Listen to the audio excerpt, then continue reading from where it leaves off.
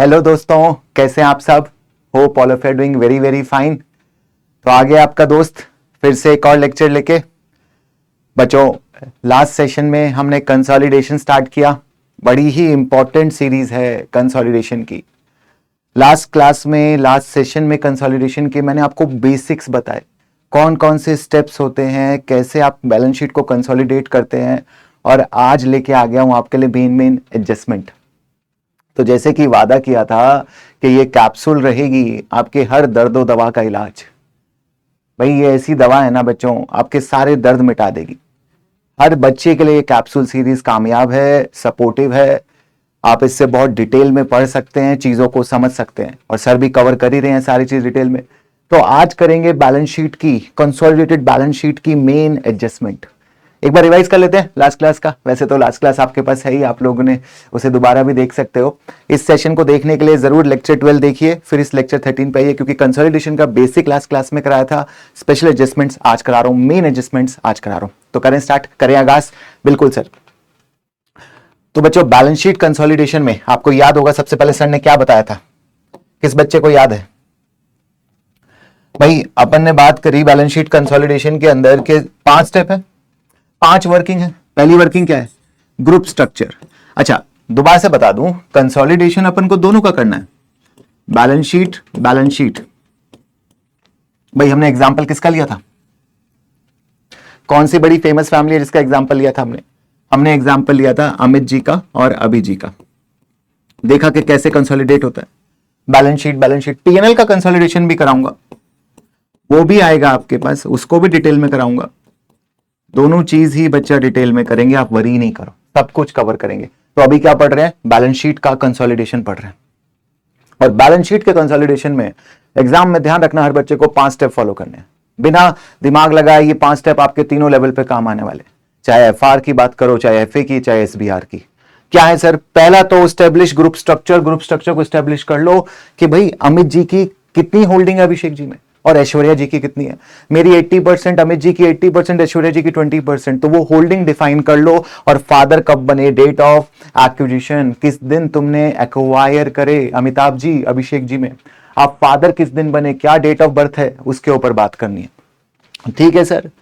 फिर net asset देखते हैं। नेट एसेट में बात करिए कि मोटा मोटा 3 चीज रहती हैं। इक्विटी मतलब नेट एसेट मतलब इक्विटी, सब्सिडरी के इक्विटी। दो डेट पे जाएंगे सब्सिडरी की इक्विटी पे, एक रिपोर्टिंग डेट पे और एक एक्विजिशन डेट पे। दोनों का डिफरेंस तीसरा कॉलम। तो 3 कॉलम बनते हैं, reporting date column, acquisition date column और पोस्ट एक्विजिशन। सर ये सारा डाटा कहां से मिलेगा? गिवन होगा।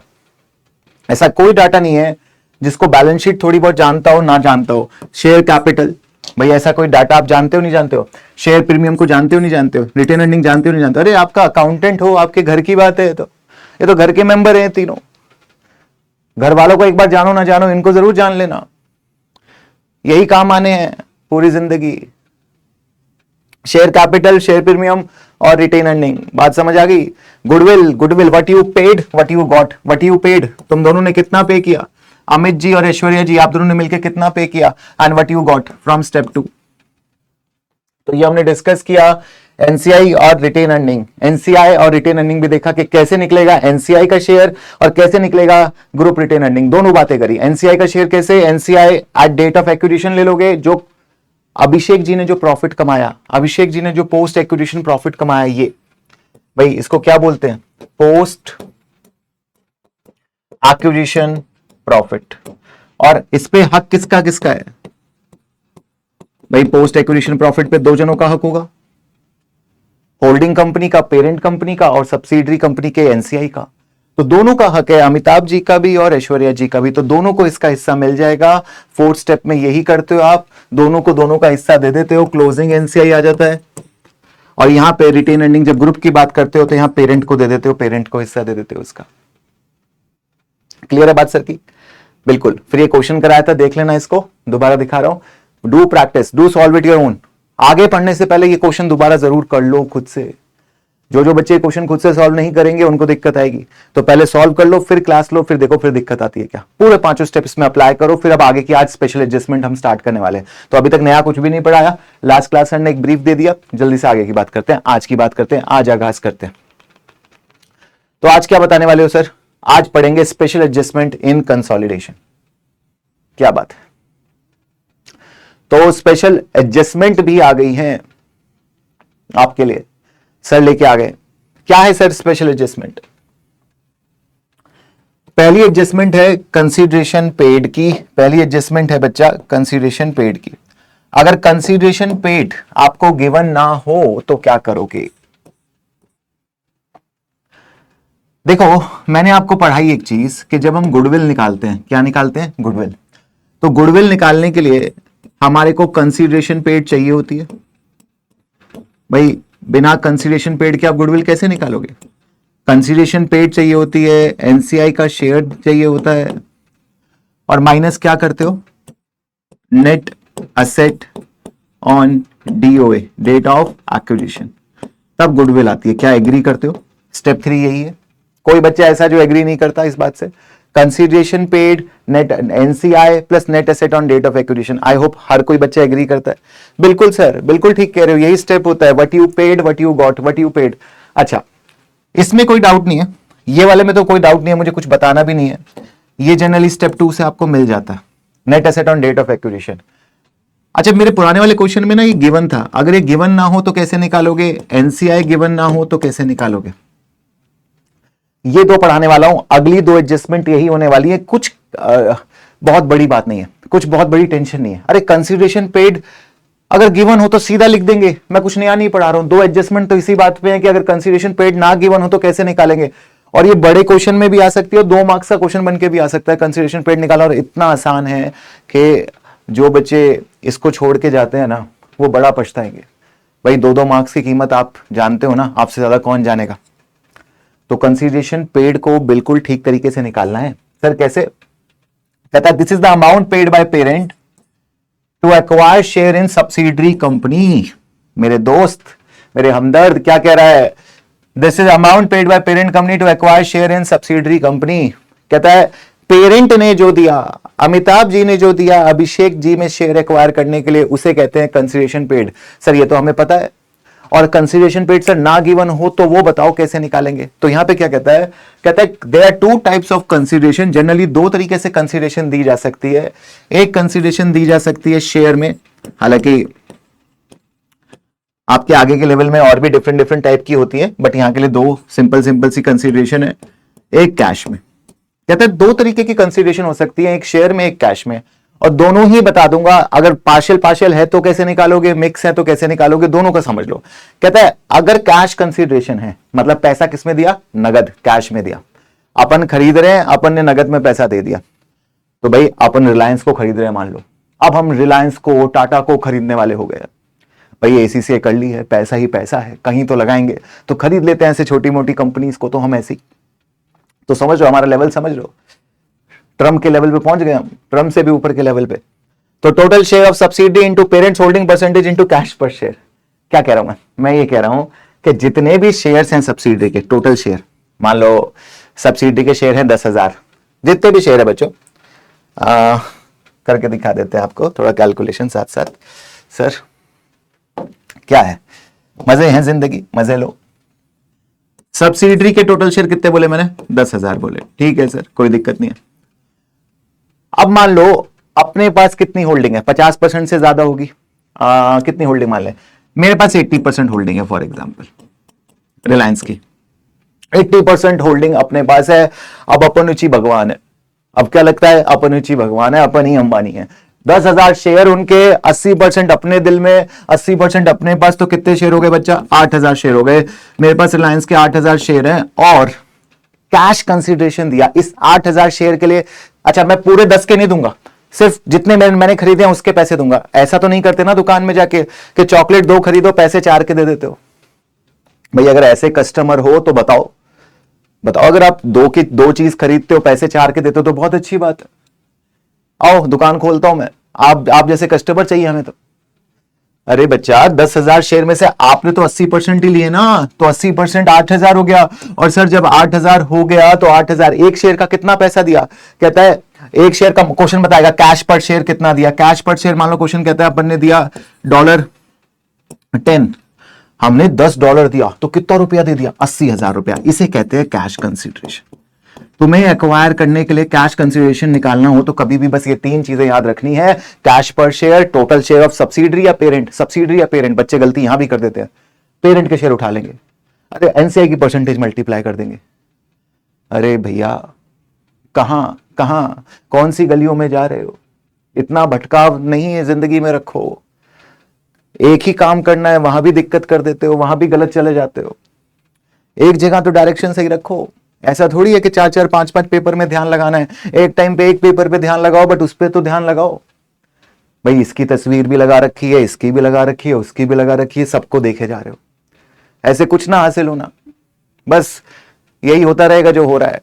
चेंज करना है ना इसको, तो ये चीज ध्यान रखो कि सब्सिडरी के शेयर लेने हैं 80% और 10 रुपया कैश। क्वेश्चन बताएगा सर कैश कंसिडरेशन समझ आ गई, सर ये शेयर एक्सचेंज कंसिडरेशन क्या है, ये क्या भला है भाई, ये भी है, इसको भी समझना है। कहता है total share of subsidiary, parents holding percentage, exchange ratio और मार्केट वैल्यू पर शेयर। ओहो क्या बात कर दी, कहता है total share of subsidiary into parents holding into exchange रेटो into market value per share. सोचते हैं हो क्या रहा है यहां पे, यहां की भी बात करें, हाले दिल समझे, सर हम बताएंगे ये भी भाई, बातें सारी होंगी बच्चों। देखो शेयर एक्सचेंज रेशो में हो क्या रहा है, जैसे ये कंपनी ए है, हमारी कंपनी, हालांकि हम तो, हमारी कंपनी है तो कौन है, अमित जी है, और कंपनी बी कौन सी है, कंपनी बी कौन सी है, अभिषेक जी है। भाई हम क्या कर रहे हैं, जो इनके ओनर हैं, मतलब जो कंपनी बी के ओनर हैं, अभिषेक जी हैं, जो भी हैं, उनसे शेयर खरीद रहे हैं, उनको पैसे दे रहे हैं। भाई आप कंपनी को, अच्छा कंपनी को कंपनी से नहीं खरीदते हो, कंपनी को ओनर से खरीदते हो। अगर आपको किसी से कार खरीदनी है तो कार से जाके कार नहीं खरीदोगे, कार के मालिक से कार खरीदोगे, ये बात तो समझ आती है ना। ये जाके कार से तो नहीं बोलोगे ना भाई आजा तेरे को खरीदना है तो मेरी हो जा, नहीं भाई, रिश्ते की बात करोगे तो किससे करोगे, आजकल तो डायरेक्ट ही होती है, पहले होती थी कि रिश्ते की बात करनी है तो पेरेंट से करते थे, अब तो रिश्ता हो जाता है फिर पेरेंट को नोटिफाई करते हैं। तो आप सही हो, सर गलत है, जरूरी नहीं है कि आपको पेरेंट से पूछना पड़े। तो कंपनी बी के ओनर जो हैं, ठीक है, तो कंपनी बी के ओनर से हम क्या कर रहे हैं, इनके शेयर ले रहे हैं और अपने शेयर दे दे रहे हैं, इसे बोलते हैं शेयर फॉर शेयर एक्सचेंज। अच्छा पिछला केस क्या था, मैंने शेयर लिया और कैश दिया था, बट इस बार मैं शेयर के बदले शेयर, एक्सचेंज, बार्टर सिस्टम, तुम अपने शेयर दे दो और हमारे शेयर ले लो। क्या बात है भाई, आप मुझे आइसक्रीम दे दो, मैं आपको चॉकलेट दे दूं, यही कुछ ऐसी ही बात हो गई, बार्टर सिस्टम हो गया। बट इस बार शेयर दूसरे के हैं, ये अपने शेयर देंगे, कंपनी है अपने शेयर देगी। तो इस केस में क्या होता है, एक एक्सचेंज रेशो बनती है जनरली, एक एक्सचेंज, क्योंकि एक्सचेंज हो रहा है तो एक एक्सचेंज रेशो रहेगी। ये कंसेप्ट एक्सचेंज रेशो के लिए बताया आपको, क्या रहेगी, एक एक्सचेंज रेशो रहेगी। सर एक्सचेंज रेशो का क्या फंडा है, तो एक्सचेंज रेशो का है कि किस रेशो में अपन आपस में एक दूसरे के साथ एक्सचेंज करेंगे, किस रेशो में अपन एक दूसरे के साथ एक्सचेंज करेंगे। भाई एक रेशो तो डिफाइन करोगे ना, जैसे 1:1, जनरली ये नहीं होती है, वैल्यू पे डिपेंड करता है। 1:1 रेशो का मतलब हुआ तुम्हारे एक के बदले हमारा एक, तुम्हारे एक के बदले हमारा एक, फिर तो एक्सचेंज ही क्यों कर रहे हो जब दोनों बराबर वैल्यू रखते हैं।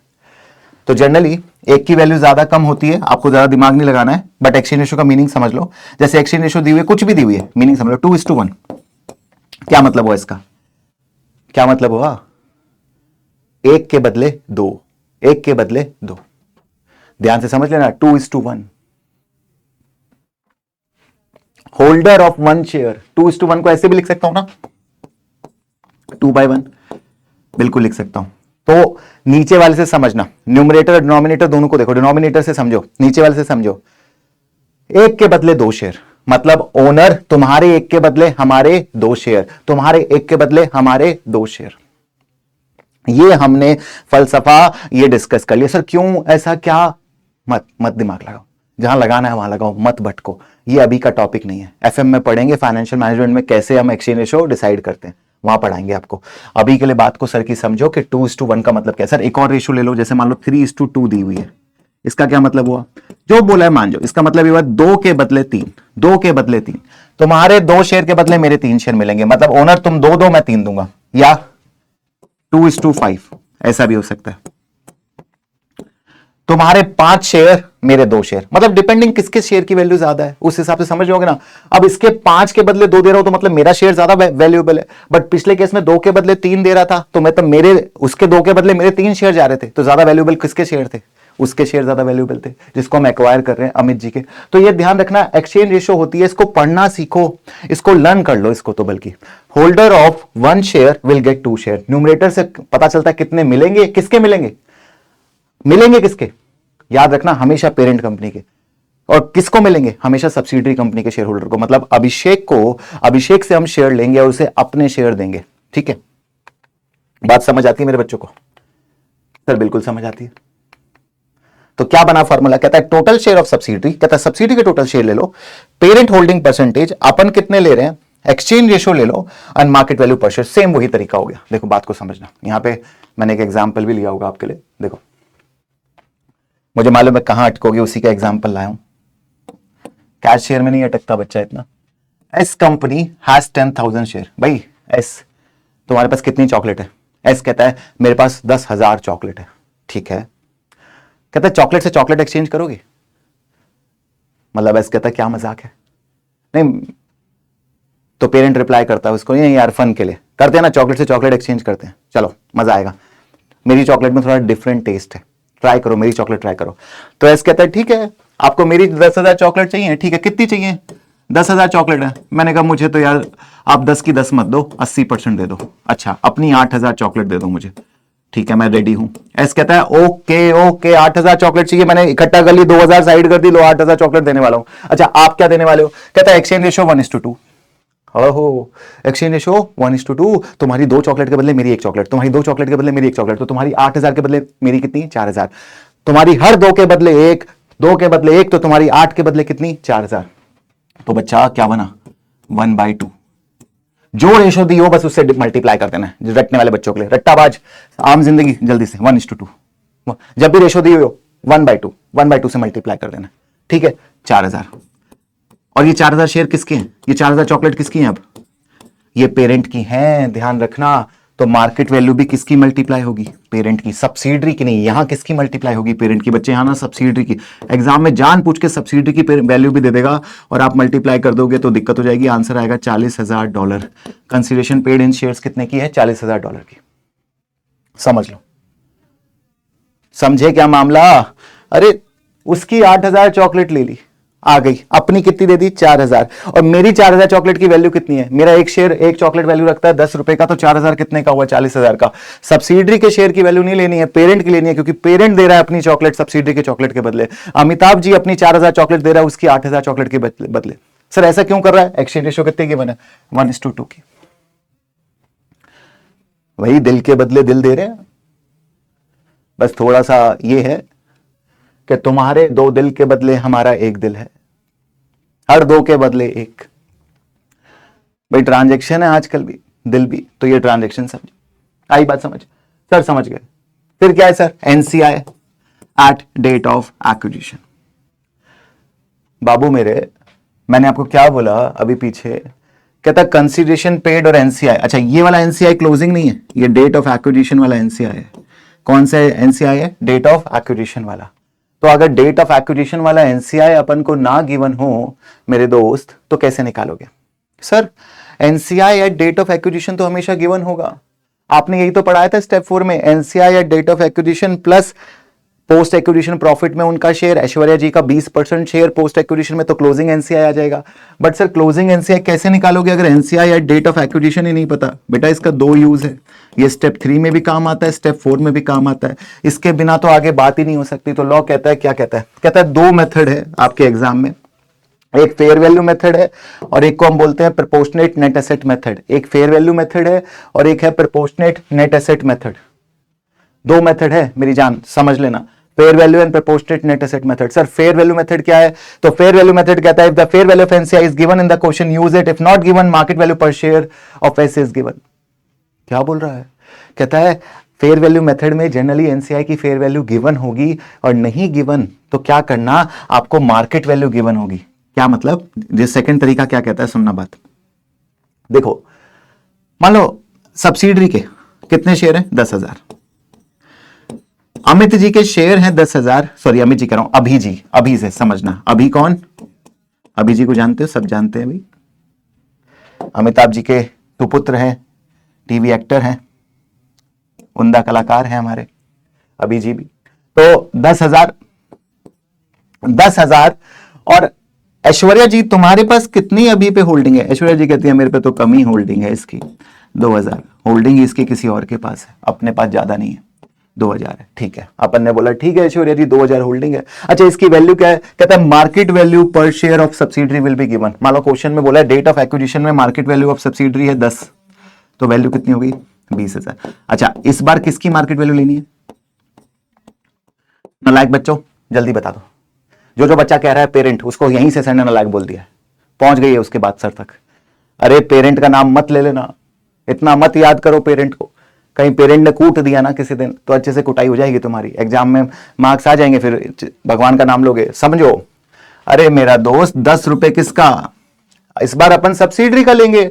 ऐश्वर्या को अमित जी के शेयर की वैल्यू से क्या मतलब? ऐश्वर्या अमित जी में थोड़ी होल्डिंग रखती है, अभी में रखती है। अभी के शेयर की वैल्यू 2,000 शेयर है उसका 10, तो ये 20,000 एनसीआई की वैल्यू होगी, फेयर वैल्यू मेथड। और सर अगर फेयर वैल्यू ना गिवन हो तो कहता है प्रोपोर्शनेट नेट एसेट मेथड। ये तो बिल्कुल सिंपल है, कहता है अगर आपको कुछ भी नहीं डाटा गिवन, मतलब कौन सा लगाना है डाटा के ऊपर डिपेंड करता है। कहता है फेयर वैल्यू का कोई डाटा नहीं गिवन तो क्या करना? कहता है तो घबराना मत, पहली बात तो घबराना मत। क्या करना? क्या तुमने net asset at date of acquisition निकाले थे? हाँ स्टेप 2 में सर निकाले थे, रिपोर्टिंग डेट पे निकाले थे और डेट ऑफ एक्विजिशन पे निकाले थे। कहता है जो निकाले ना उतनी ही वैल्यू मान लो, उसी के प्रपोर्शन में वैल्यू मान लो किसकी? अभी जी की, ऐश्वर्या जी की सॉरी। तो 20% इसी पे कर दो। मान लो net asset at date of acquisition हमारे 50,000 थे, तो लॉ कहता है इसी का 20% कर दो, इसी की 20% वैल्यू ले लो। कितना हो गया? 10% 5,000 हो गया, 20% 10,000 हो गया। कहता है $10,000 हम वैल्यू ले लेंगे किसकी? NCI at date of acquisition में परसेंटेज मल्टीप्लाई करके हमारी एनसीआई की वैल्यू आ जाएगी। This is the value of NCI in proportionate method. मतलब कुछ भी नहीं करना, आपको उतनी ही वैल्यू मान लेनी है जितने उसके असेट हैं। भाई डेट ऑफ एक्विजिशन पे सब्सिडरी के टोटल असेट कितने हैं? 50,000, 50,000 असेट है और 50,000 का 20% तुम्हारी वैल्यू है। मतलब तुमने जो पे किया है वो किस, what you paid what you get होता है। You got 50,000 and you paid 20% of that 50,000, मतलब एग्जैक्टली आपने उतना ही पे किया है, कुछ एक्स्ट्रा पे नहीं किया। तो ये होता है प्रोपोर्शनेट नेट एसेट मेथड, जिसके अंदर net asset of subsidy at acquisition into NCI percentage मेरा बच्चा हम लोग कर देते हैं। आई बात मजे से समझ? तो बहुत डिटेल में सर ने समझा दी आपको, समझ लेना इसको, बात को, घबराना नहीं। बात कायदे की है, बात नॉलेज की है, बात समझने की। चलें आगे, आगे चलो सर। देख रहे हो कैसा बढ़िया बढ़िया नॉलेज सर लेके आ रहे हैं आपके लिए। अब क्या बाकी रह गया बच्चा? Fair value adjustment, apply in working two. कहीं नहीं मिलेगा ऐसा नॉलेज आपको। फेयर वैल्यू एडजस्टमेंट बस सर के पास मिलेगा। ये भाई एक्सपीरियंस है सर का, कितने हजारों बार इस किताबों से, इन किताबों से, इन टॉपिक से, इन चैप्टरों से सर ने मुलाकात करी, आपको क्या बताएं। कभी अच्छी, कभी बुरी, कभी वो, कभी ये, बहुत बाबू सोना किया है। तो पता है कि क्या दिक्कतें हैं, क्या प्रॉब्लम है इनकी, कैसे आप तक सही से पहुंचा सकते हैं इनको। तो समझो, बातों ही बातों में सर की बातें समझ जाएगा। सर को बहुत ज्यादा बड़ी बड़ी डिफिकल्ट कहानियां बनाने की जरूरत नहीं है, आपको बहुत लंबे लंबे लेक्चर देने की जरूरत नहीं है पॉइंट कम्युनिकेट करने के लिए। सर की कुछ बात ही काफी है, 4 लाइन ही काफी है दिल में दस्तक देने के लिए। अगर बात समझ आएगी तो थोड़ी देर में समझ आएगी, वरना समझ तो जिंदगी में नहीं आनी। बातें ऐसी होती हैं सर की, आप समझ गए तो एक बारी में हिट करेगी, नहीं समझे तो बस फिर सुनते रहो, फिर बातें हैं, फिर कुछ मतलब नहीं है। अब देखो फेयर वैल्यू एडजस्टमेंट, बाकी बड़ा प्यार मिल रहा है बच्चों का इस सीरीज के ऊपर। बहुत प्यारे प्यारे बच्चे कमेंट करते रहते हैं, बोलते रहते हैं सर लेके आओ जल्दी से वीडियो, आपके सीरीज का वेट रहता है। तो बड़ी खुशी होती है आप लोग की मोटिवेशन, पॉजिटिव कमेंट सर को बहुत मोटिवेट करते हैं। तो बच्चों पढ़ते रहो, सर लाते रहेंगे आपके लिए कुछ ना कुछ सपोर्ट। अब स्टार्ट हो गई है तो अब रुकेगी नहीं ये train. Fair value adjustment applying working to, sometimes the fair value of asset and liability of asset acquisition differ from book value, you must adjust the consolidation working। ये क्या है? तो ये कंसेप्ट है बच्चा, ये एक थोड़ा अलग कंसेप्ट है। ये कंसेप्ट है फेयर वैल्यू एडजस्टमेंट का। अब इसको भी ना थोड़ा डिटेल में समझना, इसका लॉजिक समझना। हालांकि लॉजिक ना भी समझो तो भी चलेगा, बट मैं समझाता हूं आपको। देखो हो क्या रहा है, मैं जब एक्वायर कर रहा हूं ना कंपनी, मतलब हमारी अमित जी, जब अमित जी एक्वायर कर रहे हैं अभी को, तो अभी के जो असेट हैं, असेट है, हो सकता है कि उनका बुक वैल्यू और मार्केट वैल्यू डिफरेंट हो। मार्केट वैल्यू यानी फेयर वैल्यू।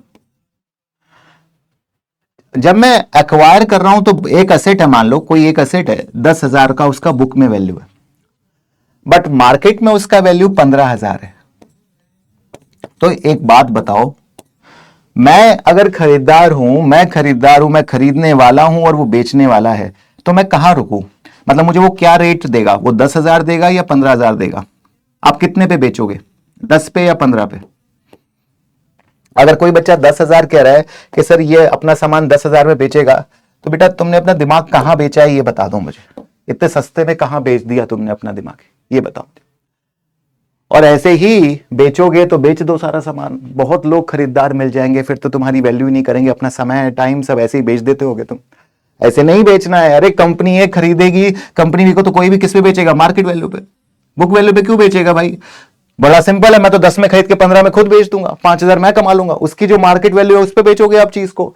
तो लॉ कहता है अगर बुक वैल्यू और मार्केट वैल्यू, अगर बुक वैल्यू और मार्केट वैल्यू में डिफरेंस है, तो उसको कैसे कंसोलिडेशन में मेरे 5 स्टेप में एडजस्ट करना है वो सिखाने जा रहा हूं। क्या हो सकता है? बिल्कुल हो सकता है। कई बार कोई एसेट तो बुक वैल्यू पे मिल जाएगा, बट कुछ एसेट्स की मार्केट वैल्यू ज्यादा हो सकती है। सर हमें कैसे पता लगेगा? तुम्हें कैसे पता लगेगा? तुम्हें मंत्र पढ़ने पड़ेंगे, वशीकरण करना पड़ेगा। अरे कुछ नहीं, इंग्लिश की हिंदी करनी है, क्वेश्चन में गिवन होगा, पढ़ के समझ जाओगे कि यार किसी एसेट की मार्केट वैल्यू ज्यादा है। आपको स्टेप्स में क्या करना है वो सीखो। डांस में डांस स्टेप जैसे सीखते हो ना, आई नहीं आया नहीं कंसेप्ट हो जाएगा। पहले स्टेप्स यहां के सीख लो। क्या करना है? You must adjust in your consolidation working. पहले सिचुएशन समझ गए क्या है? सिचुएशन इतनी सी है कि जो देखा था, जो सामने दिख रहा था, वो असलियत नहीं थी। देखने में और असलियत में बहुत फर्क है, एक्सपेक्टेशन और रियलिटी में फर्क है। सोचा कि चीज है 10,000 की, बुक में दिख रही है 10 की, बट चीज है 15 की। जो 5,000 से वैल्यू ज्यादा है, ये किसकी बुक में रिकॉर्डेड नहीं है भाई? अभी की बुक में अभी तो रिकॉर्डेड नहीं है। जो भी हमारे सब्सिडरी की बुक्स हैं उसमें इस चीज को रिकॉर्ड नहीं किया है। ऑब्वियसली वो क्यों करेगी? ये तो कंसोलिडेशन का कंसर्न है, उसका कंसर्न थोड़ी है। तो अब हमें क्या करना है?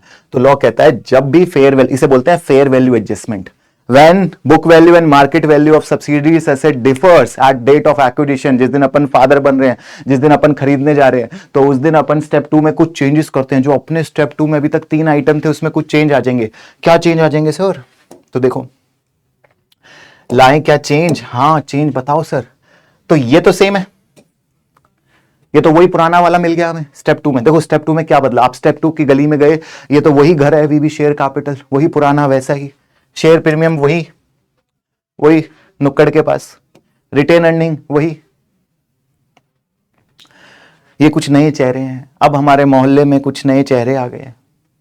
Fair value adjustment, extra depreciation, contingent liability. कहता है अगर कोई फेयर वैल्यू एडजस्टमेंट है, जैसे 5,000 था, तो कहता है दोनों कॉलम में 5,000, पुराना वाला एग्जांपल ध्यान रखना, 5,000 का फेयर वैल्यू एडजस्टमेंट हो गया ना, 10 और 5। कहता है दोनों में 5,000 ऐड कर देना। जितना एक्स्ट्रा है, देखो जो बुक में रिकॉर्ड नहीं है वही ऐड करना, जो रिकॉर्ड है वो नहीं। आपने 10 पे दिखा रखा है, 15 दिखाना है, 5,000 यहां भी ऐड कर दोगे। अच्छा और क्या होगा? तो बच्चा एक चीज ध्यान रखना, कई बार एक्स्ट्रा डेप्रिसिएशन आ सकता है, कई बार एक्स्ट्रा डेप्रिसिएशन आ सकता है, क्योंकि जो अमाउंट आपने रेट ऑफ एक्विजिशन पे इंक्रीज कर दिया, जो अमाउंट आपने रेट ऑफ एक्विजिशन पे इंक्रीज कर दिया, उसके बाद से उस पे डेप्रिसिएशन भी तो ज्यादा लगेगा। भाई अमित जी और अभी जी में रिश्ता बन रहा है बाप बेटे का। अभी के एसेट 10 के वो दिखाता है एसेट 15 के, तो मैंने 5 दोनों जगह पे डाल दिए। एक्विजिशन भी 5,000 से बढ़ा दिया। अरे एसेट का बढ़ना एक तरीके से इक्विटी को बढ़ाएगा नहीं बढ़ाएगा, कैपिटल को बढ़ाएगा नहीं बढ़ाएगा? एक ही तो बात है। बैलेंस शीट में मैं असेट को बढ़ाऊंगा, यहां पे इक्विटी को बढ़ाऊंगा। तो स्टेप 2 में मेरी इक्विटी है और इक्विटी को यहीं पे बढ़ा दूंगा 5, बट अपना डेप्रिसिएशन भी बढ़ेगा बच्चा। जैसे रिवैल्यूएशन के बाद आप डेप्रिसिएशन रिवैल्यूड फिगर पे लगाते हो, नया डेप्रिसिएशन ज्यादा आता है, पुराना डेप्रिसिएशन कम होता है, जो डिफरेंस होता है वो एक्स्ट्रा डेप्रिसिएशन कहलाता है। तो भाई मानो इसी एग्जांपल में आपका असेट है अब 15 का और लाइफ है इसकी मान लो रिमेनिंग 10 साल, तो डेप्रिसिएशन कितना लगेगा आपसे? 1,500 का। और तुमने पहले जो डेप्रिसिएशन लगा रहे होगे तुम्हारी बुक्स में, ऐसा तो थोड़ी जीरो लग रहा होगा, तो 1000 का डेप्रिसिएशन तो तुम्हारी बुक में आ ही रहा होगा। तो ये जो 500 का जो बच्चा एक्स्ट्रा डेप्रिसिएशन है इसको भी रिकॉर्ड करना पड़ेगा। फायदा है तो नुकसान भी है, ये 500 का एक्स्ट्रा डेप्रिसिएशन भी रिकॉर्ड होगा। और सर कहां रिकॉर्ड होगा? तो सिर्फ रिपोर्टिंग डेट कॉलम में। एक और मजे की बात, this extra depreciation of 500 will be minused only on reporting date column। Sir logic क्या है? यहां पे नहीं होगा, only on reporting date column। Logic क्या है? तो मैं क्या बताऊं, तुम बताओ, सब मैं ही बताऊं लॉजिक क्या है क्या नहीं? उसका पता, उसका नाम सब मैं ही बताऊंगा क्या? इतना ही भी डिपेंडेंसी ठीक नहीं सर पे। हर बात हम ही से, हर मुलाकात हम ही से, हर इल्जाम भी हम ही पे और बदनाम भी हम ही है। तो ऐसे नहीं चलेगा बच्चा, बात को समझो। 500 अरे लॉजिकल है, जब तुमने डेट ऑफ एक्विजिशन पे वैल्यू बढ़ाई है तो डेप्रिसिएशन तो उसके आगे से लगेगा या पीछे से लगेगा? अरे बात अब आगे की होगी या पास्ट की होगी? पास्ट पे थोड़ी, एक्विजिशन डेट पे थोड़ी कोई डेप्रिसिएशन लगेगा। डेप्रिसिएशन तो अब आने वाले टाइम पे लगेगा। मैंने एक्वायर चाहे साल के बीच में किया हो, साल के स्टार्ट में किया हो, मैंने 1 जन को एक्वायर किया, तो अब डेप्रिसिएशन अगले आने वाले 1 साल 31 दिसंबर तक लगेगा। तो हमेशा रिपोर्टिंग डेट कॉलम से माइनस होगा एक्स्ट्रा डेप्रिसिएशन। अल्टीमेटली ये समझ आए तो लॉजिक ये है कि जब से तुमने एक्वायर किया उसके बाद से डेप्रिसिएशन स्टार्ट होगा, जितने टाइम के लिए तुमने एक्वायर किया। और अगर नहीं समझे हो तो हमेशा कहां से माइनस होगा? रिपोर्टिंग डेट से। अच्छा सर ये क्या पॉइंट है? ये एडवांस पॉइंट है, वैसे रेयर टेस्ट होता है आपके लेवल पे, बट यहां पे डाल दिया मैंने कंटीजेंट लायबिलिटी। पॉइंट ये है बच्चा, देखो ये टॉपिक में ना थोड़ा कंटेंट है अच्छा खासा, इसलिए थोड़ा पढ़ लो, इसको ढंग से पढ़ लो। मैं सर की बातों बातों में चीजों को समझ लो। Contingent liability of subsidiary. अच्छा आपको मालूम है IAS 37 में भी मैंने पढ़ाया था, आपको नहीं पढ़ रखा तो देख लेना सीरीज को। IAS 37 कंटीजेंट लायबिलिटी बुक में रिकॉर्ड नहीं होती। आपको मालूम है कंटीजेंट लायबिलिटी की हम बुक में रिकॉर्ड नहीं करते। स्पेसिफिकली मैं कंटीजेंट लायबिलिटी किसकी बात कर रहा हूं? सब्सिडरी की, पेरेंट की नहीं। ये रूल जो बता रहा हूं सारा सब्सिडरी के लिए बता रहा हूं, नेट एसेट ऑफ सब्सिडरी। आपको मालूम है कि हम कंटीजेंट लायबिलिटी को बुक में रिकॉर्ड नहीं करते। सर क्यों नहीं रिकॉर्ड करते? तो क्योंकि contingent liability is a possible obligation, it is a possible obligation और पॉसिबल आउटफ्लो, मतलब जिसके होने के चांस ज्यादा नहीं है, तो हम उसको रिकॉर्ड नहीं करते कंटीजेंट लायबिलिटी को। बट देखो बच्चा, हमारा IFRS 3 जो बिजनेस कॉम्बिनेशन, जो कंसोलिडेशन का अकाउंटिंग स्टैंडर्ड है, वो ये कहता है कि तुम रिकॉर्ड नहीं करते हो एज पर IAS 37, बट मैं IAS 37 को नहीं मानता। Specific override general IAS 37 general बात करता है कंसोलिडेशन के टाइम पे जब कोई कंपनी दूसरी कंपनी को खरीद रही है, जब कोई कंपनी दूसरी कंपनी को खरीद रही है, तो वो सिर्फ वो लायबिलिटी पे नहीं देखेगी जो बुक में है, बल्कि वो लायबिलिटी भी देखेगी जो बुक के बाहर है। अरे आपकी कंटीजेंट लायबिलिटी है, ठीक है, बट कंसोलिडेशन के टाइम पे इसे भी रियल लायबिलिटी माना जाएगा। और अगर आपने कोई एसेट रिकॉर्ड नहीं किया था, जब आपने एसेट रिकॉर्ड नहीं किया तो उसे रिकॉर्ड करने से आपकी वैल्यू बढ़ी। एक लायबिलिटी जो रिकॉर्डेड नहीं है उसको रिकॉर्ड करने से वैल्यू बढ़ेगी या घटेगी? अरे घटेगी। अरे इक्विटी कम होगी।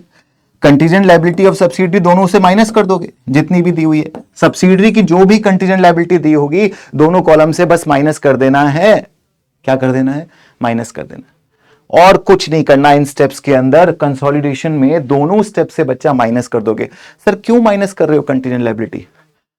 अरे अगर मैं कंटीजेंट लायबिलिटी को माइनस नहीं करूंगा तो मेरी गुडविल इन्फ्लेटेड आ जाएगी, मतलब आपके नेट एसेट ज्यादा आ रहे हैं और रियल में नेट एसेट इतने नहीं है। अगर आप कंटीजेंट लायबिलिटी को कंसीडर करते हो तो नेट एसेट कम है, और नेट एसेट कम है और आपने जो पेमेंट करी है वो रियल गुडविल की नहीं, रियल गुडविल की करी है नहीं करी है वो नहीं समझ आएगा। मान लो नेट एसेट में आप कंटीजेंट लायबिलिटी माइनस नहीं करते हो तो आपके नेट एसेट की फिगर गलत आएगी।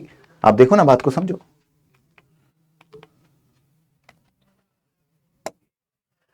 एक कंपनी के net asset on date of acquisition मैंने निकाले मान लो 10,000। बट बच्चा अब इसकी कंसीडरेशन पेड से हम इसे कंपेयर करें, कंसीडरेशन पेड से मान लो इसके लिए हमने कंसीडरेशन पेड करी 13,000, तो गुडविल कितने की आ गई? 3,000 की। और ये वो केस है जिसमें हमने कंटीजेंट लायबिलिटी को रिकॉर्ड नहीं किया बुक्स में। और मान लो 1,000 की कंटीजेंट लायबिलिटी थी, तो 1,000 की कंटीजेंट लायबिलिटी को अगर मैं रिकॉर्ड करूं तो नेट एसेट 10 की जगह कितने हो जाएंगे? 9,000। आप माइनस कर दोगे 1,000 इसमें से, और कंसीडरेशन पेड कितना है आपका? 13,000। गुडविल कितनी आ गई? 4,000। अगर आपने कंसीडरेशन को कंसीडर नहीं किया तो आपकी गुडविल रॉन्ग आ रही है, राइट गुडविल नहीं आ पाएगी। अगर आप नेट एसेट ही गलत लोगे, नेट एसेट ही गलत लोगे तो आपकी गुडविल भी तो गलत आएगी, और गुडविल गलत आएगी तो कंसोलिडेशन में जो गुडविल जाएगी वो गलत जाएगी। लॉ बिल्कुल क्लियर है, लॉ बिल्कुल क्लियर है। लॉ कहता है कि अगर आपके पास कोई कंटीजेंट लायबिलिटी है, मतलब एक ऐसी लायबिलिटी जो IAS 37 कहता है सब्सिडरी को नहीं दिखानी। देखो IAS 37 का अपना तरीका है सोचने का, वो अपनी जगह सही है। इंडिविजुअल फाइनेंशियल स्टेटमेंट में सब्सिडरी नहीं दिखाएगी कभी भी, बट कंसोलिडेशन IAS 37 से नहीं चलता, कंसोलिडेशन चलता है IFRS 3 से। उसके अपने अकाउंटिंग स्टैंडर्ड है जो साफ कहते हैं कि कोई भी लायबिलिटी है अपन कंसीडर करेंगे चाहे कंटीजेंट ही क्यों ना हो, क्योंकि जब कोई एक्वायर कर रहा है तो वो कंटीजेंट लायबिलिटी के पैसे भी काटेगा, वो उस चीज के पैसे नहीं देगा आपको जो चीज डिस्प्यूटेड है। आप कह रहे हो मेरे पे 10 करोड़ का केस चल रहा है बट उसके होने के चांस कम है। अरे 10 करोड़ का केस है, ऑब्लिगेशन तो आई गई ना ग्रुप के ऊपर, ग्रुप को तो अपनी जो पेमेंट दिखानी है वो 10 करोड़ को एडजस्ट करके दिखानी है। तो तुम्हारे नेट एसेट जितने तुम दिखा रहे हो उससे कम है। तुमने 100 करोड़ के नेट एसेट दिखाए, 10 करोड़ के तुम्हारे पास कंटीजेंट लायबिलिटी है, तो मैंने 90 करोड़ के ही नेट एसेट लिए हैं। गुडविल मेरे को अंडरस्टेट नहीं करनी है, मेरे को गुडविल कम नहीं दिखानी है, गुडविल को गलत नहीं दिखा सकते। बिल्कुल गुडविल की वैल्यूएशन को लेकर वो बड़ा स्ट्रिक्ट है कि आपने गुडविल का कितना दिया है वो क्लियरली शो करना चाहिए। यहां पे गुडविल दिख रही है सिर्फ 3000, बट रियलिटी में गुडविल की वैल्यू 4000 है। आपने गुडविल का पैसा 4000 दिया है, इसके अंदर आपने लायबिलिटी नहीं हटाई है, नेट एसेट कंपनी के कम है। तो ये बात समझ लेना, हालांकि मैं बहुत डिटेल में चला गया, इतना जरूरत नहीं है, बस इतना समझो। अगर सब्सिडरी की कंटीजेंट लायबिलिटी आपके लेवल पे सिर्फ इतनी बात समझो, सब्सिडरी की कंटीजेंट लायबिलिटी है तो वो सब्सिडरी की कंटीजेंट लायबिलिटी सब्सिडी अपनी बुक में नहीं दिखाता, बट आप लोग दिखाओगे, दोनों में से माइनस कर दोगे बस, ठीक है। आप लोग को बुक में रिकॉर्ड करना है, बैलेंस शीट में रिकॉर्ड करना है। Fourth adjustment, sir fourth adjustment क्या है? तो बच्चा फोर्थ एडजस्टमेंट है आपकी intra company balances receivable and payable. आपसे रिसीवेबल पेबल हो क्या रहा है? अमित जी ने अभी को सेल किया या अभी ने अमित को सेल किया, अभी ने अमित जी को सेल किया या अमित ने अभी जी को सेल किया, जो सेल परचेज करी उससे रिसीवेबल पेबल बन गए। मुझे तुमसे पैसे लेने हैं, तुम्हें मुझे पैसे देने हैं। बट एक बात बताओ, जब तक तुम अलग अलग हो तब तो समझ आता है। अमित जी अभी से पैसे मांगे और अभी जी अमित जी को लेनदार दिखाएं, देनदार दिखाएं, पेबल रिसीवेबल दिखाएं, समझ आता है। बट जब आप कंसोलिडेट में दोनों को जोड़ दे रहे हो, जब दोनों को यूनाइट कर रहे हो, तब आप कैसे दिखा सकते हो? तो लॉ कहता है adjustment of intra company balances receivable payable eliminate intra group receivable and payable to reflect only external balances in the group. अरे मैंने खुद को ही क्रेडिट सेल करी, शाम को दिखाया कि मुझे खुद से 10,000 रुपए रिकवर करने हैं और मैं खुद को ही दिखा रहा हूं मुझे 10,000 पे करने हैं। ये क्या बात हुई? ये कोई बात हुई? ये तो पागलपन हुआ। आप खुद को ही सेल कर देते हो, शाम को दिखा देते हो मेरे को खुद से पैसा रिकवर करना है, मैं खुद में बिजी हूं, मैं खुद में बहुत मगन हूं। तो भाई इलाज कराओ अपना, दवाई लो प्रॉपर, ये सूखे नशे बंद करो अपनी जिंदगी में। गलत ट्रैक पे चले गए हो। खुद से ट्रांजैक्शन नहीं होती है, ट्रांजैक्शन दूसरों के साथ होती है, बातें दूसरों के साथ होती है। तो बात यहां पे भी समझो, अकाउंट्स क्या कहता है, जब तक तुम अलग थे, दो अलग अलग जिस्म थे, दो अलग अलग तक बॉडी थे, तब तक बात अलग है। अब तुम एक हो गए हो, जुड़ गए हो, कंसोलिडेट हो गए हो, तुमने जो एक दूसरे को सेल परचेज करी। अच्छा, कोई किसी को भी बेच सकता है, पेरेंट सब्सिडी का सब्सिडी पेरेंट को, तो जो रिसीवेबल पेबल आएगा वो सब कट जाएंगे, इंट्रा ग्रुप सब कट जाएगा। सर इंट्रा ग्रुप सब कट जाएगा, कैसे कटेगा? बिल्कुल देखो, पेरेंट कहता है मेरे रिसीवेबल 12, सब्सिडी कहती है मेरे रिसीवेबल 8। अच्छा, एस ओस P 8000, cancel 8000 from both receivable payable, remaining 2000 receivable payable. कहता है 8000 इंट्रा ग्रुप है, तो अपन ने क्या करा, दोनों का ऐड करके 8000 माइनस कर दिया। इंटर ग्रुप मतलब ये आपसी सेल परचेज है, और रिसीवेबल में से भी हटाना और पेबल से भी हटाना, ये बात ध्यान रखना। ये बैलेंस शीट में होगा, ये एडजस्टमेंट कहां होगी बच्चों? बैलेंस शीट में होगी। तो रिमेनिंग आपकी बैलेंस शीट में रिसीवेबल पेबल कितना आएगा? अच्छा, ये मेरे 5 स्टेप की एडजस्टमेंट नहीं है, दिस एडजस्टमेंट। अभी तक के ऊपर के 3 एडजस्टमेंट मेरे स्टेप में हो रही थी। कंसीडरेशन पेड कैसे निकलता है मेरे स्टेप में था, एनसीआर डेट ऑफ एक्विजिशन कैसे निकलेगा वो मेरे स्टेप में था, और स्टेप 2 में क्या चेंज हुआ? स्टेप 2 में बड़े सिंपल से चेंज हो गए, फेयर वैल्यू दी होगी तो दोनों में ऐड, कंटेंट लायबिलिटी होगी तो दोनों में माइनस, और एक्स्ट्रा डिप्रिसिएशन होगा तो रिपोर्टिंग डेट पे माइनस। सिर्फ इतनी सी बात बताइए आपको।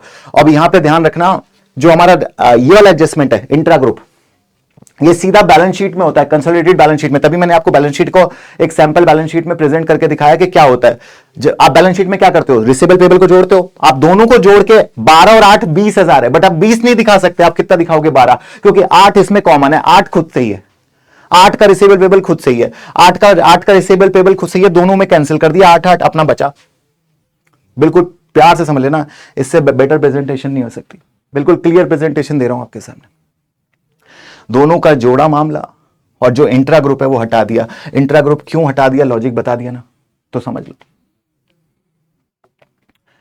अब आ रही है, अब एंट्री हो रही है सबसे खास important concept of consolidation, unrealise profit की। अनरियलाइज प्रॉफिट की एडजस्टमेंट हो रही है। सर ये क्या है, तो इसको अपन को समझना पड़ेगा बच्चों, इसको भी मैं समझाता हूं पहले आपको। ये एक इंपॉर्टेंट कंसेप्ट है इसका, तो इसकी कहानी क्या है ये भी समझो। कहानी ये है, लेट्स से अमित जी और अभी जी, मैं दो जनों के पीएनएल बना रहा हूं अलग अलग। अच्छा सर, अमित जी ने परचेज करी, समझना बात को,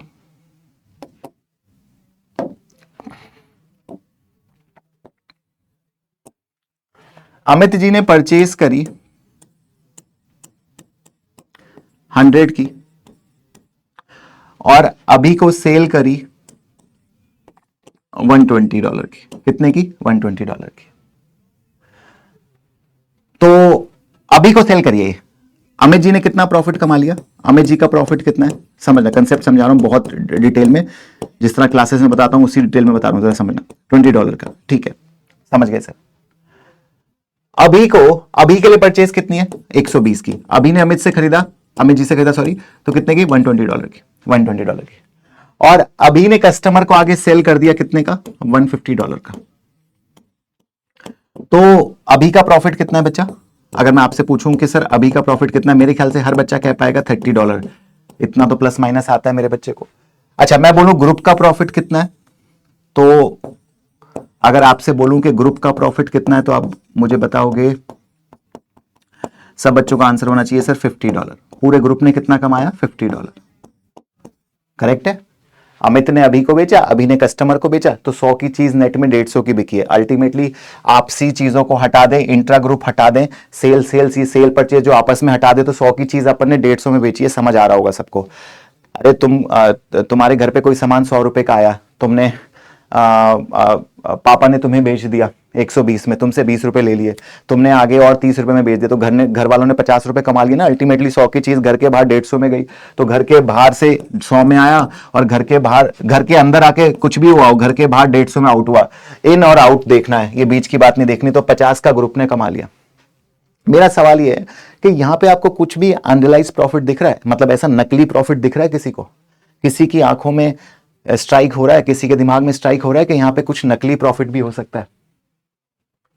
दिख रहा हो किसी को कुछ नकली प्रॉफिट दिख रहा हो? ये 20 का प्रॉफिट नकली दिख रहा हो, ये 30 का नकली दिख रहा हो, या 50 का कुछ नकली? मतलब अनरियलाइज प्रॉफिट का मतलब होता है ऐसा प्रॉफिट जो कि रियल नहीं है, इमेजिनरी है।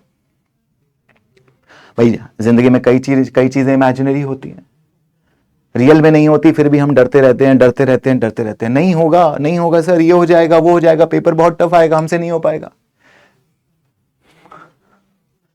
तो वो रियलिटी से ज्यादा डर खतरनाक होता है। सांप के डसने से ज्यादा सांप का डर मार देता है। तो पहली बात तो बच्चों, मैं हमेशा एक बात कहता हूं आपको, बीच बीच में एक बात आपको याद दिलाता रहता हूं कि डरा मत करो, चलो करो। डरने की क्या बात है जिंदगी में? ऐसा क्या है जिंदगी में जो आप खो दोगे? ऐसा है क्या जो आप इतना डरते हो? ऐसा नायाब क्या है आपके पास? लोग बड़े बड़े सट्टे खेल जाते हैं, सब कुछ हार जाते हैं, आप कोई सट्टा थोड़ी खेल रहे हो। ठीक है, वक्त है, सीखोगे, तजुर्बा मिलेगा। हर चीज एक सीखने के लिए एक जर्नी है।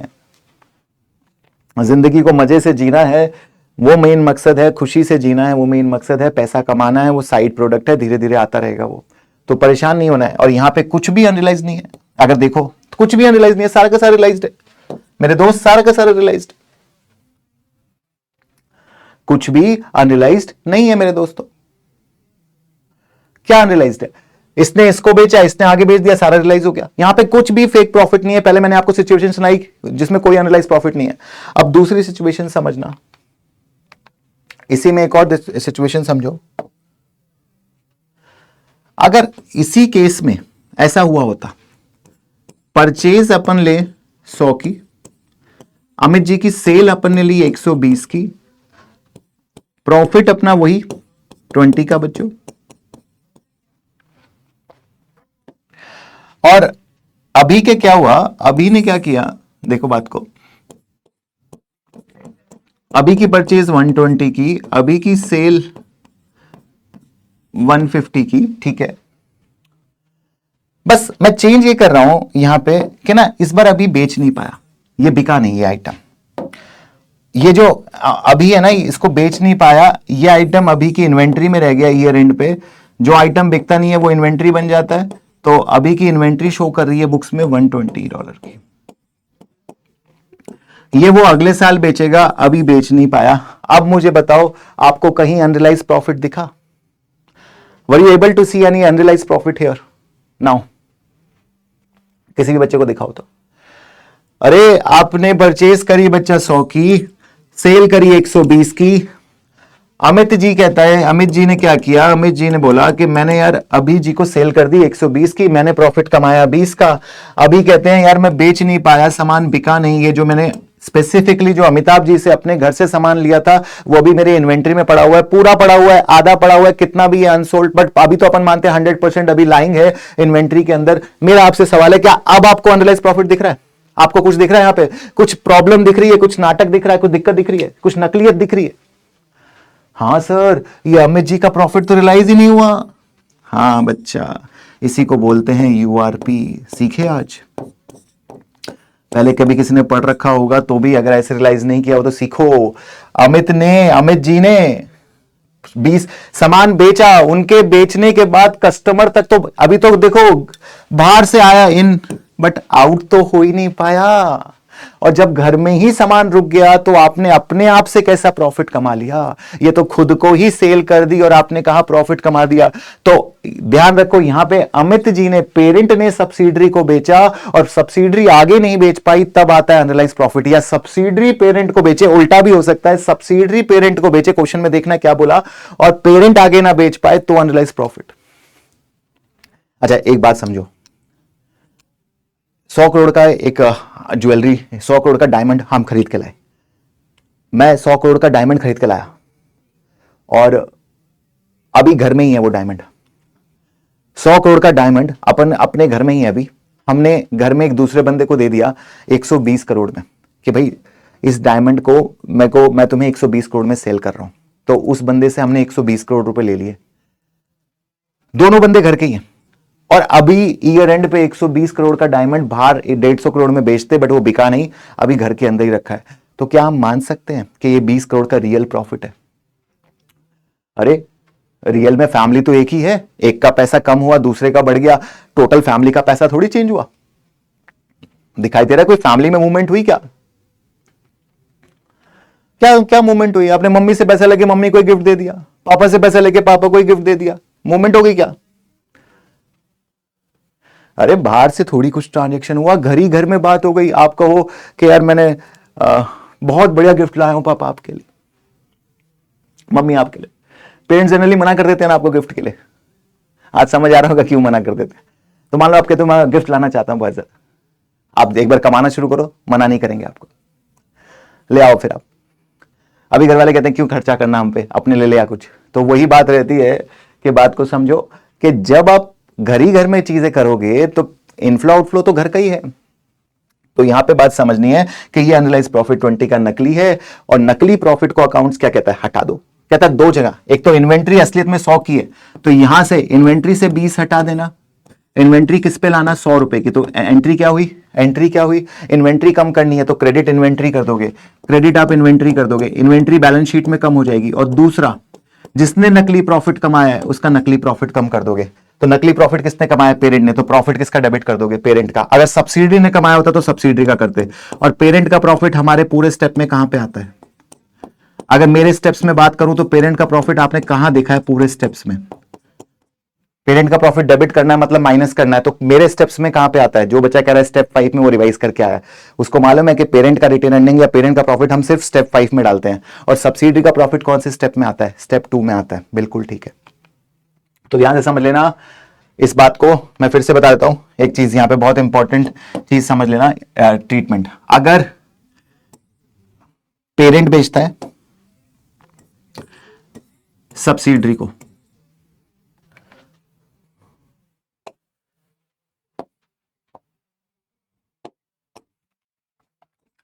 पेरेंट बेचेगा सब्सिडरी को और सब्सिडरी आगे नहीं बेच पाती है, तो अनरियलाइज प्रॉफिट किसने कमाया है? पेरेंट ने। तो यहां पे हम हमेशा एडजस्टमेंट क्या करेंगे? डेबिट करेंगे पेरेंट का प्रॉफिट, यानी स्टेप 5 डेबिट करने का। स्टेप 5 डेबिट करने का मतलब समझ रहे हो? स्टेप 5 में से कम करेंगे। और क्रेडिट हमेशा क्या होगी? इन्वेंट्री। चाहे किसी ने किसी को भी बेचा हो, इन्वेंट्री चाहे किसी के पास भी हो, आप टोटल इन्वेंट्री में से अनरियलाइज प्रॉफिट को माइनस कर दोगे। ठीक है। दूसरा कंसेप्ट आता है, अगर सब्सिडरी पेरेंट को बेचती है, सब्सिडरी पेरेंट को बेचती है बच्चों, तो इस केस में हम सब्सिडरी का प्रॉफिट कम करेंगे, वो भी स्टेप 2। स्टेप 2 में सब्सिडरी का प्रॉफिट कहां था? स्टेप 2 में। अब कई बच्चे पूछेंगे सर स्टेप 2 में भी कहां कम करेंगे? 3 कॉलम है, तो एक ही कॉलम से कम करना है, रिपोर्टिंग डेट कॉलम से। कौन से वाले कॉलम से? रिपोर्टिंग डेट वाले कॉलम से माइनस करना है। सर डेट ऑफ एक्विजिशन से क्यों नहीं? तो बच्चा जब ये ट्रांजेक्शन ही एक्वायर होने के बाद होगी, ये रिश्ता ही एक्वायर होने के बाद बनेगा इंट्रा ग्रुप का, तो उससे पहले एडजस्ट करके क्या फायदा? तो हमेशा रिपोर्टिंग डेट से होगा। और क्रेडिट क्या होगी? इन्वेंट्री। क्रेडिट क्या हो जाएगी मेरी दोस्त? इन्वेंट्री। आती है बात समझ? आती है बात सबको समझ? ठीक है, समझे सर? आप देखो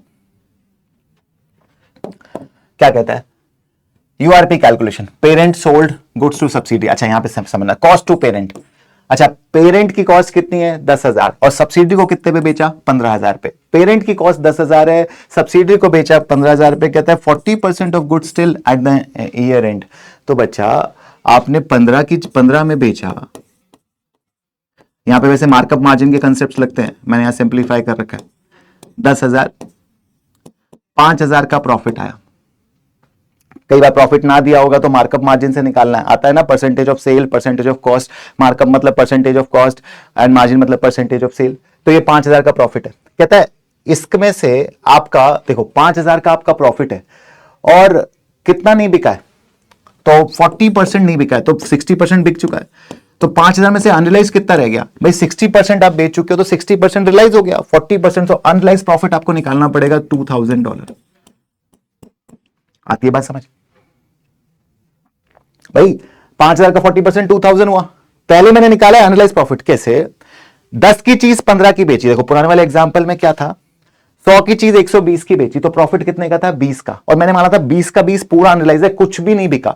बट इस वाले क्वेश्चन में हल्का सा चेंज है। क्या चेंज है?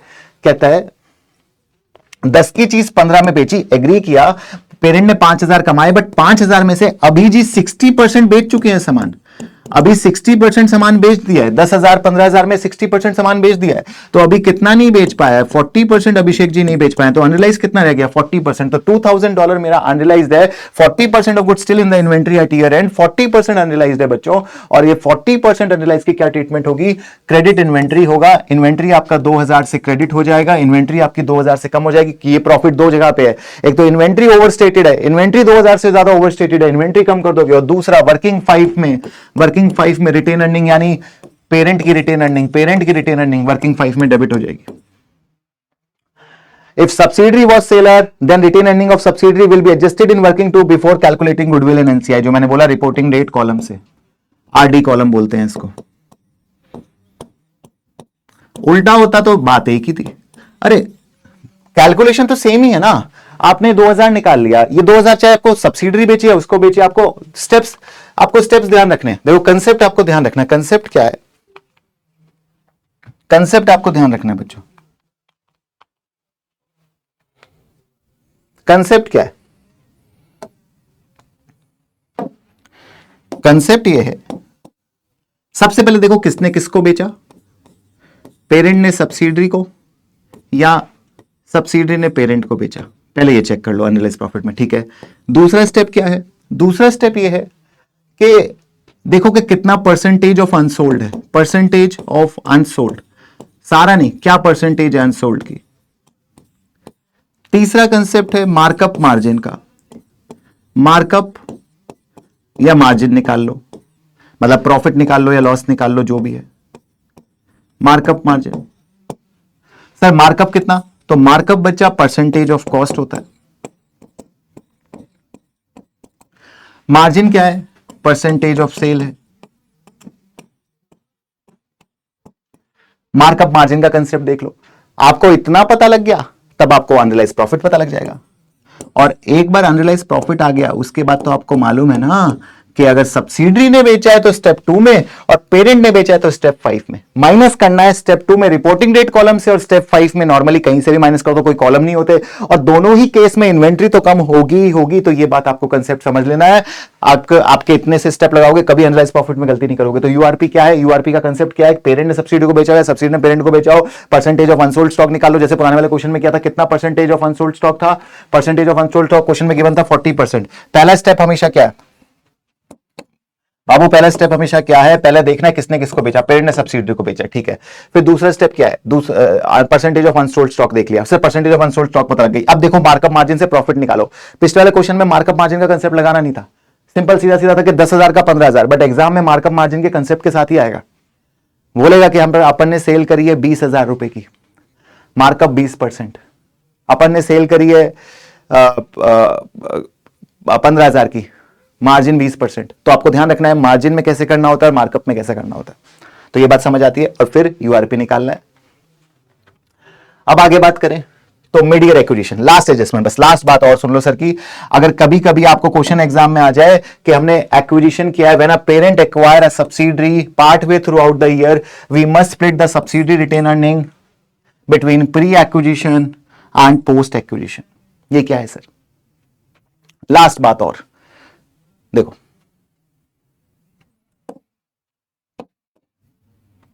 जनरली मैं अभी तक आपको जब भी पढ़ा रहा था तो मैं एज्यूम ये कर रहा था कि हम एक्वायर कंपनी को 1 जैन को कर रहे हैं और 31 दिसंबर को ईयर एंड कर रहे हैं। मतलब ईयर एंड कभी भी हो, एक्वायर कभी भी हो, 1 साल का गैप है, 12 महीने वाला पीरियड है।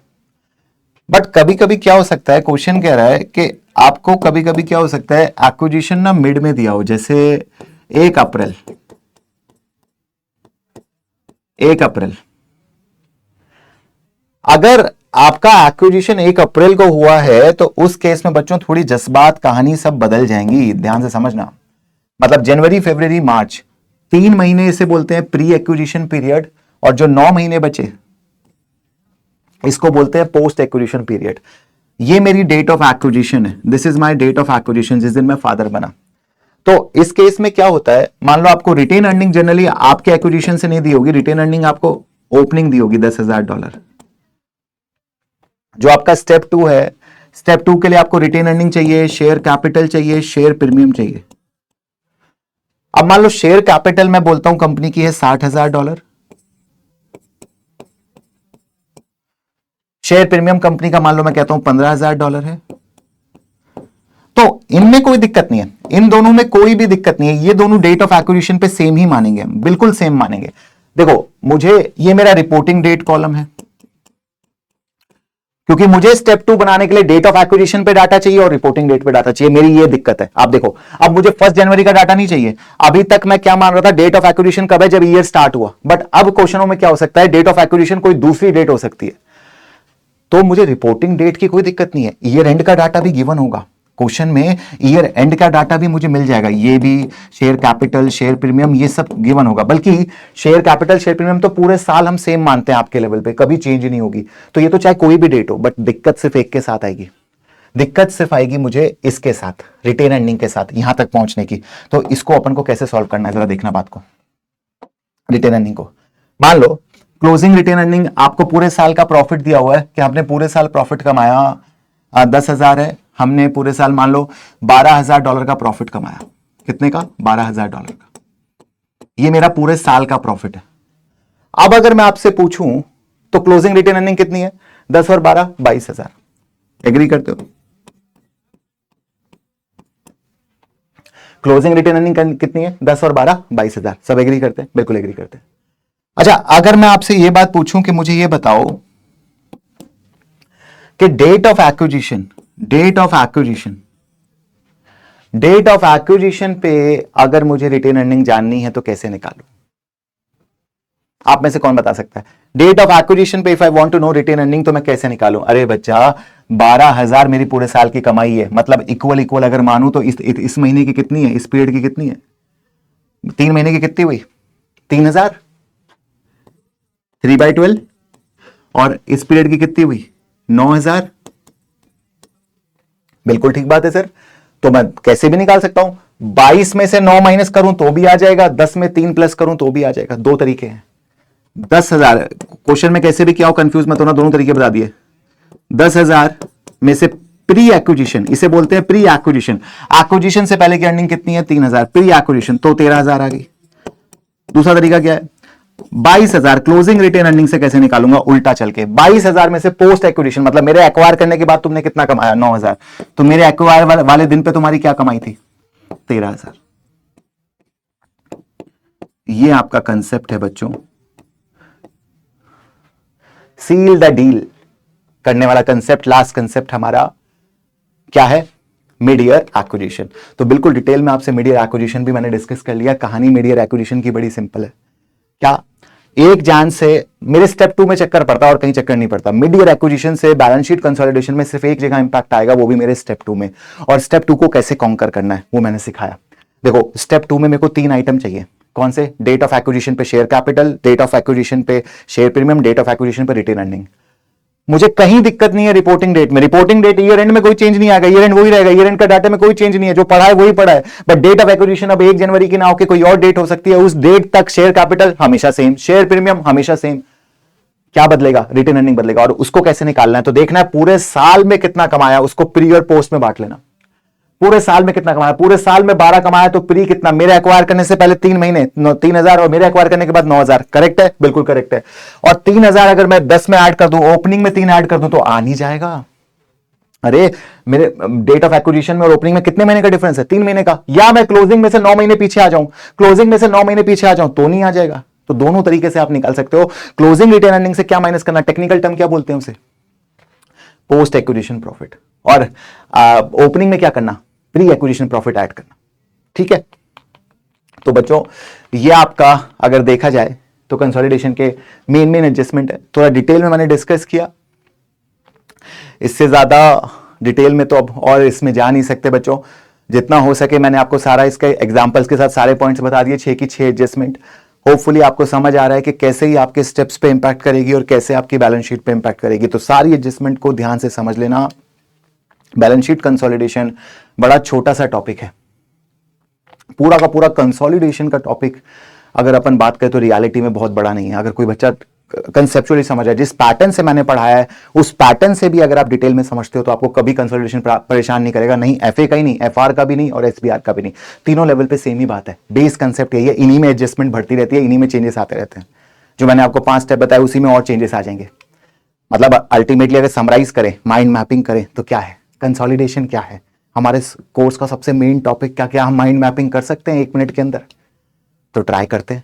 सबसे पहले कंसोलिडेशन, बैलेंस शीट कंसोलिडेशन में 5 स्टेप है। पहला स्टेप क्या है? स्ट्रक्चर डिफाइन करना। दूसरा स्टेप क्या है? नेट एसेट ऑफ सब्सिडियरी, कौन कौन सी डेट को, रिपोर्टिंग डेट को, डेट ऑफ एक्विजिशन को और डिफरेंस। तीसरा goodwill calculation, what you paid what you got. चौथा क्या है? NCI at closing date. और पांचवा बच्चों ग्रुप रिटेन अर्निंग। पांचों स्टेप हो गए। कुछ 4-5 एडजस्टमेंट है। पहली कंसिडरेशन पेड, ना गिवन हो तो कैसे निकालना है? शेयर का और कैश का। NCI at date of acquisition, ना गिवन हो तो फेयर वैल्यू मेथड और प्रोपोर्शनेट मेथड। तीसरा क्या है? फेयर वैल्यू एडजस्टमेंट, अगर फेयर वैल्यू और बुक वैल्यू में कोई डिफरेंस है तो उसको स्टेप 2 में कैसे एडजस्ट करना है वो सीखा। चौथा इंट्रा ग्रुप को आपसी को कैंसिल कर देना है। पांचवा हमने सीखा अनरियलाइज प्रॉफिट, जिसने नकली प्रॉफिट कमाया उसका प्रॉफिट कम कर देंगे सब्सिडरी का स्टेप 2 से, पेरेंट का स्टेप 5 से, और हमेशा क्रेडिट क्या होगी? इन्वेंट्री। और finally mid year acquisition. Clear है? तो देख लो इन कंसेप्ट्स को, रिवाइज करो इस चैप्टर को, क्वेश्चन सॉल्व करो, हो जाएगा, मुश्किल नहीं है। और 15 से 20 मार्क्स की वेटेज रखता है हमारे एग्जाम में। तो बच्चों आज के लिए अलविदा लेते हैं सर, मिलेंगे फिर एक नए सेशन में, स्टार्ट करेंगे कंसोलिडेशन पीएनएल। तब तक के लिए tata, love you, take care, bye bye.